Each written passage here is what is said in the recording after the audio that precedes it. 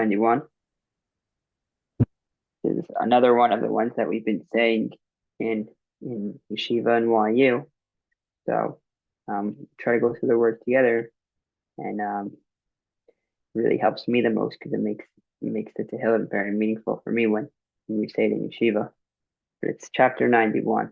You see the words. This is a little bit of a familiar one, but still definitely it's worth it to just spend some time going through the words. It's a big one, so we're gonna get going.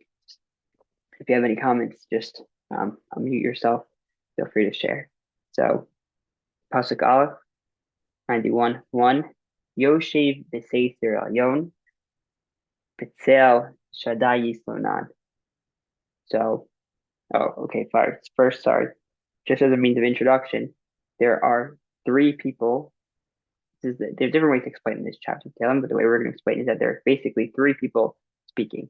There's going to be guy number one, the guy who believes in Hashem. There's going to be guy number two, that's his friend, and then there's third person is Hashem. So that's I think most meaningful way to explain this chapter of Tehillim. So Pasuk Aleph said by guy, he says Yoshi b'seiter elyon betel shaddai yislonat. It translates that mean as whoever sits in the refuge. Yoshe means who sits. Seiser means like hidden or refuge. Elyon is most high. Betel in the shade. Shaddai of the Almighty of Hashem. Yislonat, he shall dwell. So what this means in English, what does it mean is that the person's kind of saying, right? He's saying Hashem, Asher ani boteach bo, who I believe in, Yoshev b'seiter alyon. He dwells in above, meaning his Shechina is kind of his presence is kind of hidden from us in this world, and it's found nitzgava b'uvmarim elyonim, and it's really above. But at the same time, right, Betzel Shaddai Yislonan, that his shade will provide protection for us. Yeah. But he's they explain and say that that these are the opening words. He's kind of making this announcement, this person that the God that he believes in, ha'el asher boteach bo al mistater ken inyan shemar achei. The meaning that he also holds that he's not really hidden from him, and that's why he protects him with his shade. So yeah, and they explain that he's saying that that he's sort of saying that his Shekhinah is providing this protection for him. And he's making this like very broad statement about the future, that not just now in the past, but also the future, that Hashem is the one who provides protection for him. So he continues in the second pasuk, Omar la Hashem, meaning I will say to Hashem, or I will say like of Hashem, meaning like I recognize and know that I believe in Hashem, that Hashem is the one who saves me, he guards me and he saves me. Machsi, that means he is my refuge. Umitsudati, that means he is my fortress.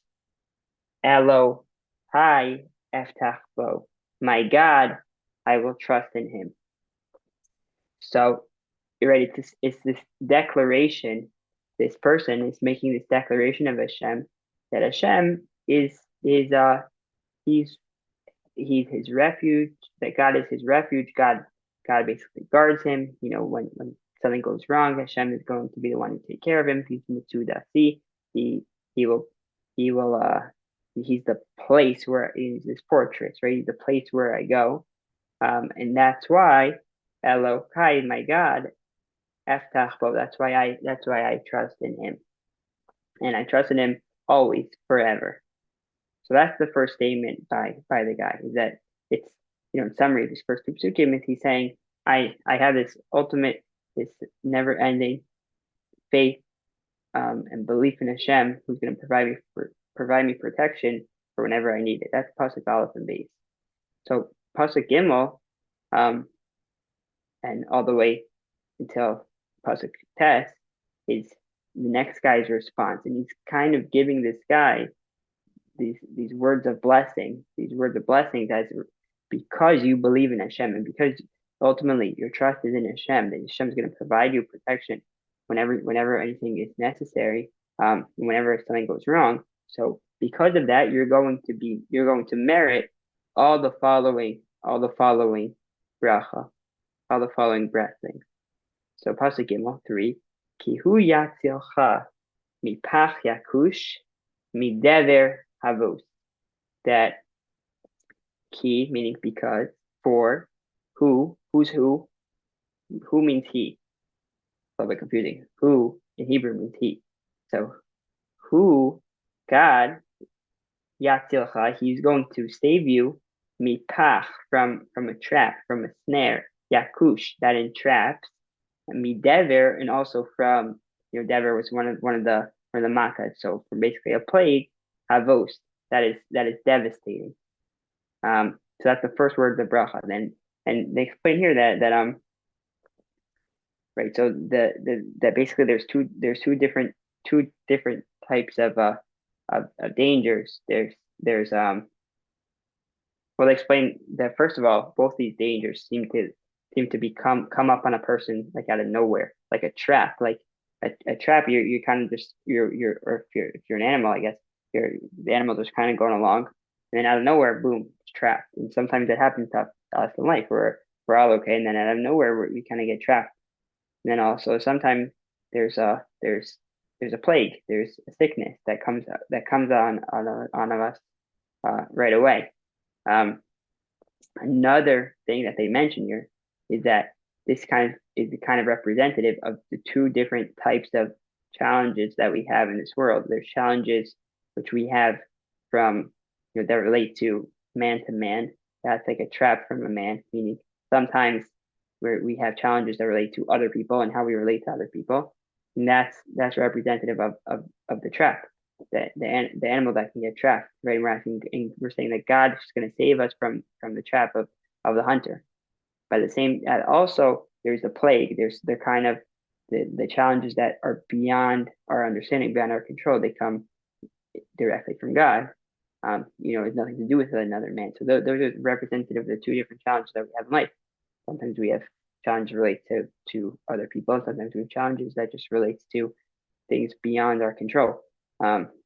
It's as an illness, Deborah, as a plague would be. Pasuk Daled 4, Be'evra, so with his wing, Yasech lach, he will cover you. Right, again, this is the second guy, right? This the fellow talking to his friend. His friend is the one who believed in God.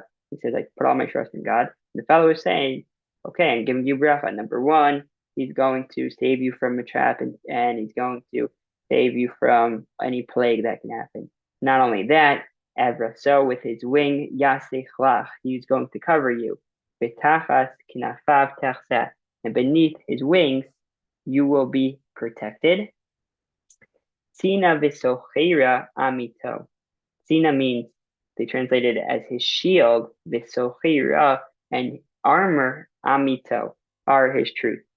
So the sentence reads meaning it's a little bit repetitive. He's going to cover you with his wing. He's going to protect you with his wing. Obviously, that's metaphoric. Tachas kinafav techset. He's going to cover you beneath his wings. Right? That's a little repetition. And Sina v'socher amito.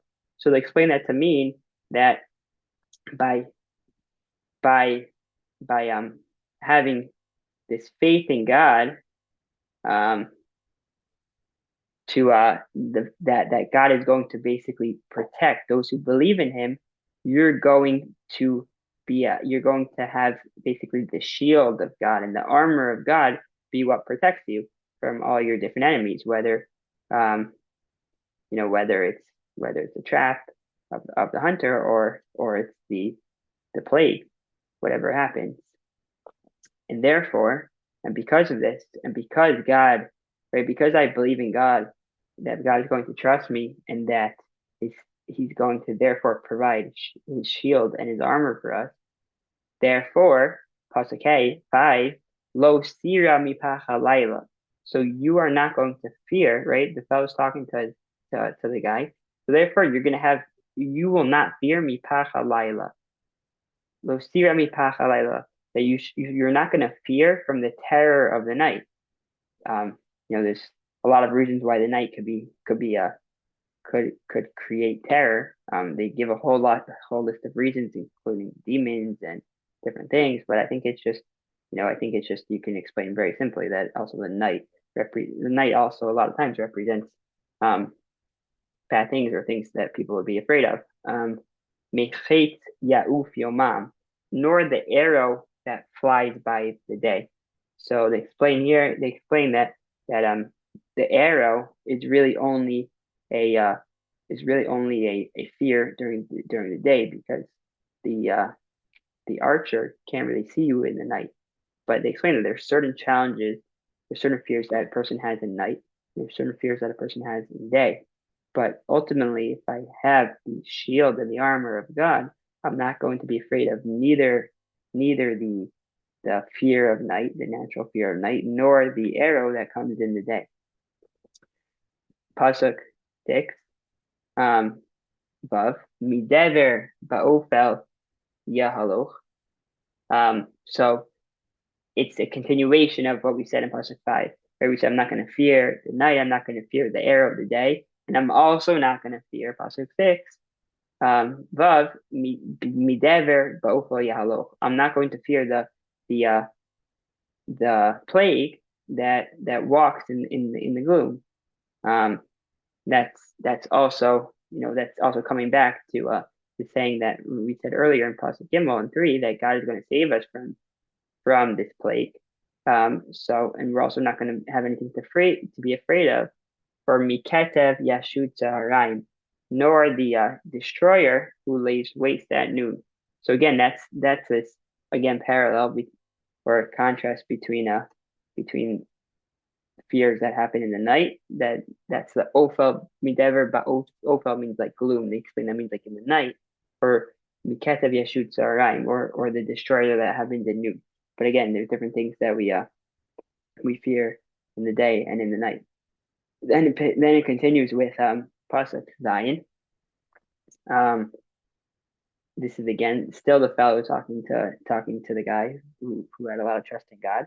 That he says, right, as a bracha to him, or he's telling him what's happening, that Yipol mitzidcha elef, that meaning even if enemies are going to come onto you and there's going to be a lot and there's going to be nothing to do about it, and there's going to be 1,000, right? Yipo means fall, mitzidcha means at your side, elef means 1,000. So even if the enemies come in and attack you, and there's 1,000 enemies, there's 1,000 people falling at your side, and you're literally in the middle of a battlefield, and there's 1,000 people falling on your side. Urivava mimenecha, and rivava means tens of thousands. So 10,000, right? So even if and there's 10,000 people falling on your right side, so basically on your right and on your left, people falling to the side. Eilecha, but to you, lo yigash. The enemies are not going to be able to approach you because you have the protection of God. There's going to be nothing that can touch you. Rak be'inecha, pasuk ches, rak be'inecha sabit, merely with your eyes you will peer, meaning basically they're not going to be able to touch you, and you're basically just going to be looking at your enemies who are unable to harm you. Why are they unable to harm you? Because you have the shield and armor of God. You're untouchable. Rak be'inecha sabit, you're just going to look at them. Veshilumas rishaim tireh, and the retribution of the wicked you will see, meaning you're going to see God is going to annihilate all your enemies because they won't be able to touch you, and your trust in God will result in the eventual destruction of your enemies. So that's what the fellow says back to his friend. So now the guy who believed in Hashem, so now in the beginning, so now he speaks again briefly. He says, Ki ata Hashem machzi, he's sort of just like reaffirming what he said again in Pasuk Aleph, Beis 1 and 2. He says again in Test 9, Ki ata Hashem machsi, right?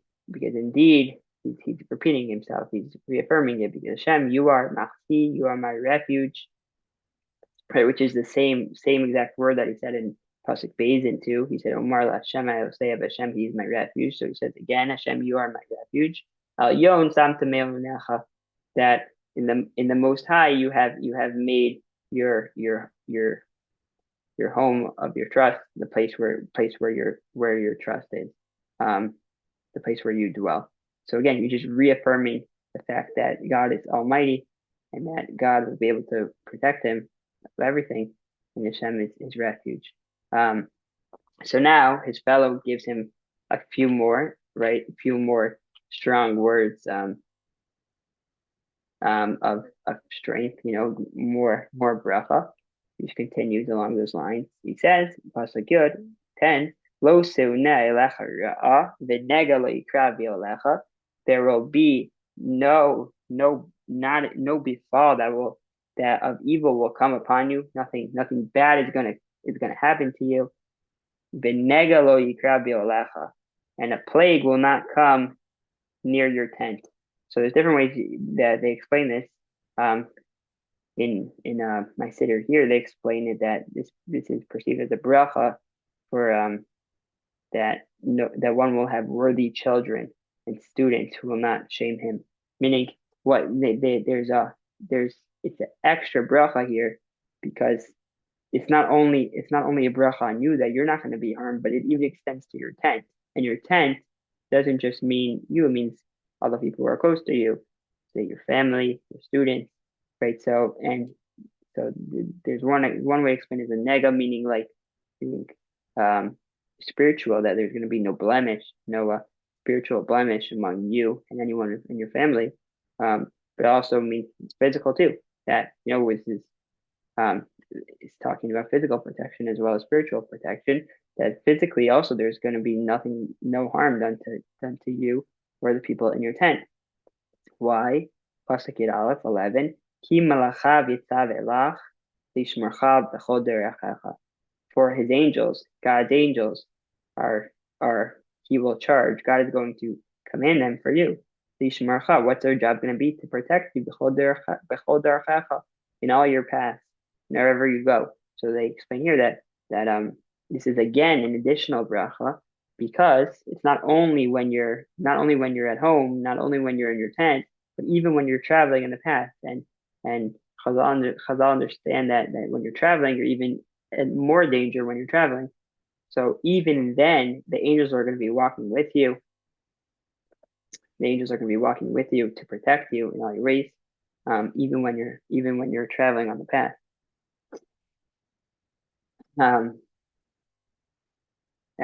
Anyways, it says in Pasuk Yud Beis 12, Al kapayim yisa'uncha, pen tigo ba'even raglecha, that they will carry you on their palms, pen tigo ba'even raglecha, lest your foot strikes against a stone. Basically, it means that they just say this is going to be like the best protection of all time. That they're not even going to let your legs hit the rocks on the ground. They're literally going to carry you over all of them to make sure that there is no problem here. Okay, and then it says in Pasuk 13, Yud Gimel, Al Shachal Ba'Fesen Tidroch, upon the lion. Shachal, this is the lion. Fesen is the viper. Tidroch, you will tread. Tirmos Kefir Visanin, you will trample the young lion and the serpent. So it's a little bit of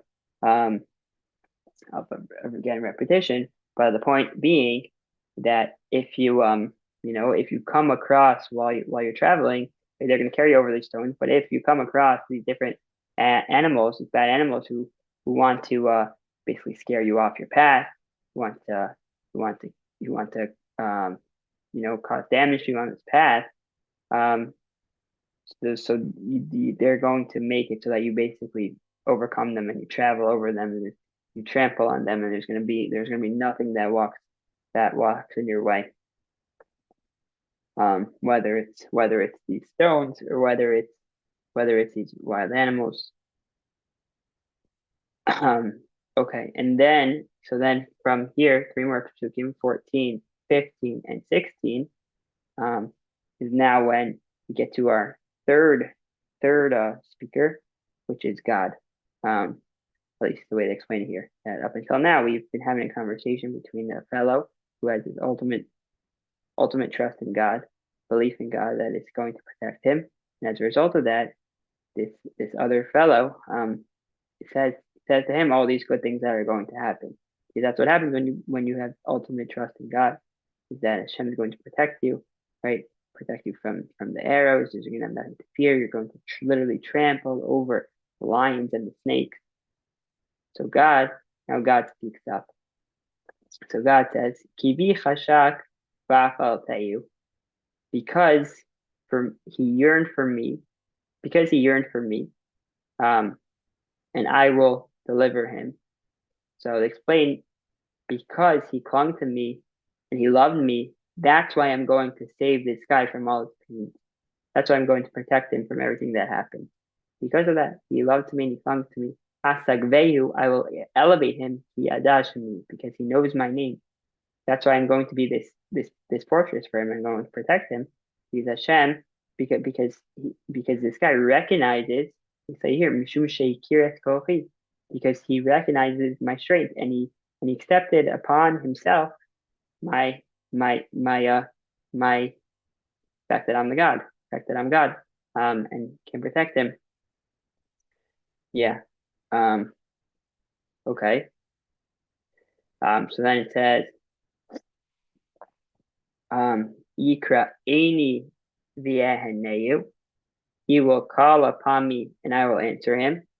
Meaning this person, whenever he calls out for me to help, I'm going to answer him. That's what Hashem tells this person who protects, who believes in Hashem, who has ultimate trust in Hashem to protect him. That whenever he calls out, I will answer him. They say here, me, one who clings to me, one who yearns for me, and knows my name. He merits that in time when he calls out to me. So God is saying, Anochi Oneh. So I answer him no matter what. He calls out, I answer him. Imo Anochi V'tzara. Then says, I am with him in distress. Meaning in a time where he's in pain, that's where I'm going to be found with him to protect him. That's how they read it. Achalatzeyu, I will release him. I will save him from the different pains. I will take him out from pain into joy. And I will bring him honor by taking him out. He will get honor, as opposed to the degradation that he has in his pain. And then we finish with pasuk 16. Orech yamimas v'yehu. I will satisfy him with long life. Meaning to say, I'm going to give this person a long life, and he's going to be married to live many days in this world. Orech yamim, a lot of days, and v'arehu, and then we finish very strongly that v'arehu, and I will show him Yeshua sees my salvation, meaning he's going to merit to be saved from all his pains. I also go here that from the Radak, he will witness this salvation. This person, I will bring about the advent of the Mashiach, the time of the revival of the dead, salvation of the world to come. That this person is going to merit to see the salvation by having this trust in God. So just to summarize, right?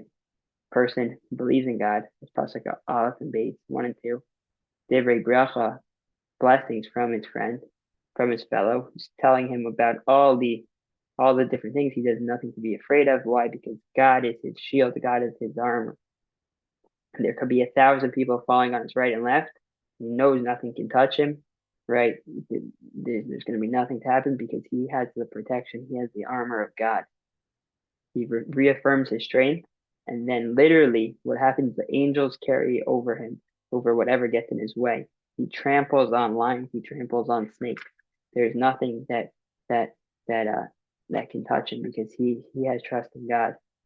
And God himself then reaffirms that. He says, because you have trusted in me, I elevate you, that so much so that whenever you call me, I will answer. And I'm going to bring you honor. I'm going to give you long life. Eventually, we shall be zocha to as this person is in chapter 91 to see the salvation of Yeshua. They don't have any questions. That's one reading of chapter 91. I'm sure there are many after.